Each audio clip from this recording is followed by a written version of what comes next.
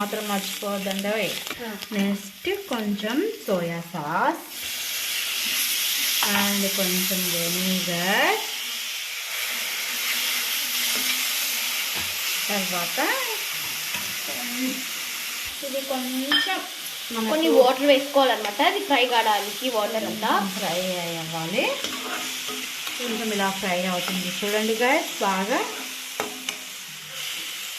ఇలా ఫ్రై అయిన తర్వాత ఇప్పుడు ఇలా ఉడికిన తర్వాత మనము డ్రై చేసుకున్న గోబీ దీంట్లో వేసేయాలి గైస్. చూడండి, ఇది మేము ఆల్రెడీ ఫ్రై చేసుకున్న గోబీ అనమాట ఇంట్లో. దీని రెసిపీ మీకు మళ్ళీ షేర్ చేస్తాను. ఇప్పుడైతే కంటిన్యూ చేసేయండి. ఓకే, వేస్తున్నాను చూడండి గైస్. వేసేసాను. ఇలా కొంచెం బాగా చూడండి, మెయిన్లీ ఇంపార్టెంట్ ఈ ప్రాసెస్ అంతా మనకు మీడియంలోనే చేయాలి. హైలో చేస్తే మాడిపోతుంది, లోలో చేస్తే ఉడక